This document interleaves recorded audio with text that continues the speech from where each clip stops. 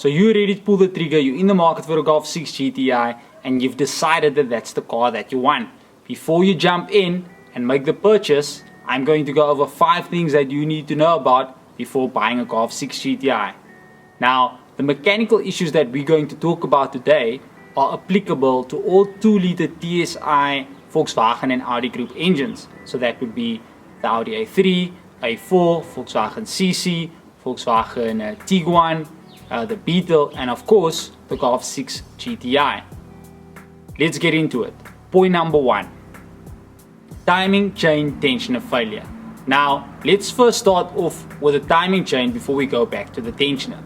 The timing chain is responsible for synchronizing the rotation of the camshaft, well, 2 camshafts inside your cylinder head, and the crankshaft inside your block. And the tensioner is responsible for adding the correct amount of tension to the timing chain. Now, the timing chain just fails. Really, that's what happens. And it actually occurs at different mileage. So we've seen it with low mileage cars, with high mileage cars, and it's also not dependent on the year model. So this failure is pretty much more known on early models like the 2009 and the 2010, but it's a failure that's actually known across the board for every single model. So if you're in the market for this type of car and you're unsure if the timing chain tensioner has ever been replaced, I personally advise you replace it yourself, because if the timing chain tensioner fails, it's normally a very big expense, and in the worst case scenario you can actually bend valves and you can actually end up replacing your entire engine. So replace the timing chain tensioner after buying the car. There is a revised tensioner available, so if you can, get your hands on that, and you can either take it to Volkswagen or any independent workshop that is competent to do the work for you. Point number 2, timing chain tensioner wear. Now, the timing chain is actually a long life component. You're not supposed to ever replace it. That's why timing chains exist. It's an upgrade over a normal cam belt that you would find in a city Golf. But I advise you to replace the chain if you're unsure if the chain has ever been replaced, especially on a high mileage car. Now over time, the chain will wear and it will stretch, and it's recommended on these cars to replace it simply because it's a part that's known to fail.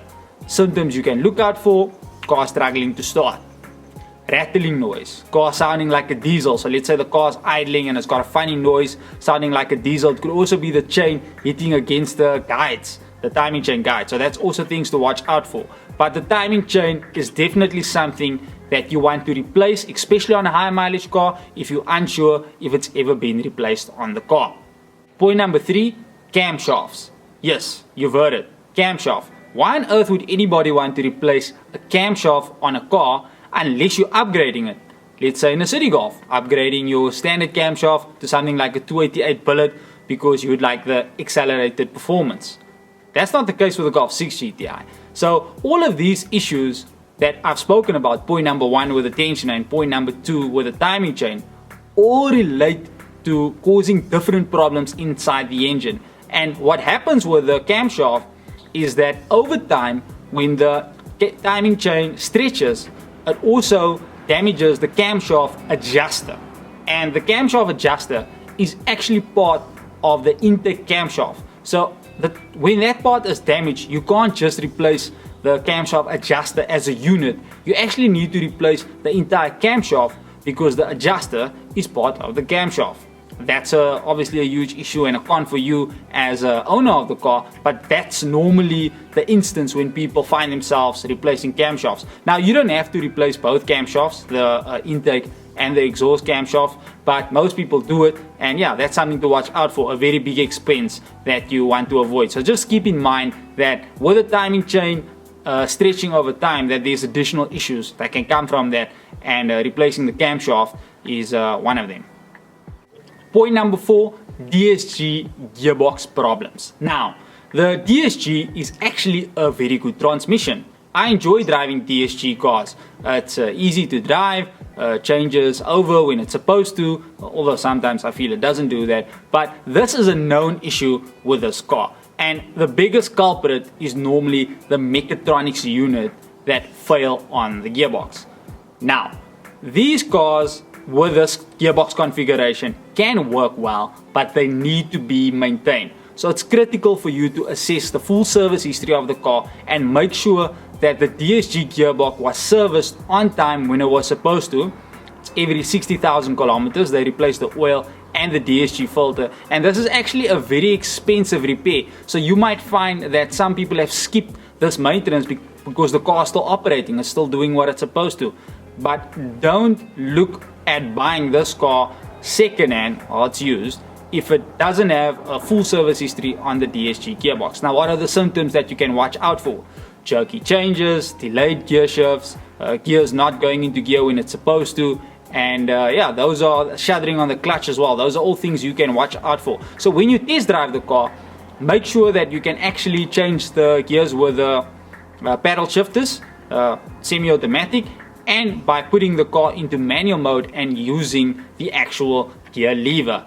DSG is a great gearbox, but you don't want to replace any parts relating to the DSG gearbox. The dual mass flywheel is expensive, the clutch is expensive, and the mechatronics units are very expensive. So to avoid that, make sure that the gearbox on a DSG model, if that's what you're looking at, has been maintained. Point number 5, high pressure fuel pump failing. Now, the high pressure fuel pump fitted on the Golf 6 Gti is camshaft driven. It takes fuel from the fuel tank, pressurizes it, and sprays it directly into the combustion chamber. Symptoms of failure would be normally under wide open throttle. So let's say you've got your foot flat on the gas and there's a delayed gear shift, or there's a lack of boost, the car goes into hard limp mode. Those are all different symptoms that can be related to the high pressure fuel pump failing on the car. So if you take the car on a test drive, take it on a decent test drive. You know, like do a few short commutes, long commutes on the highway, so that you can actually drive the car wide open throttle on the accelerator and actually experience if there is any issues with the car delaying or a lack of boost or any form of delayed acceleration on the vehicle. That's it. That's our 5 pointers that you need to watch out for when buying a Golf 6 Gti. I love the Golf 6 Gti. It's a great car. It's not the fastest hatchback because it's actually a relatively older car now, but it's a very good and it's a very solid car that you can get yourself into. And I mean, there's a plethora of modifications that you can do to the TSI engine actually to improve it as well. We have written a detailed article, about 5,000 words if you're interested, on our blog. I'll stick the link into the description, and in that blog article we go into much more detail about issues that exist with the Golf 6 Gti. That's it for me. I'm Kurt from Wheel Index. Catch you back next time. Cheers.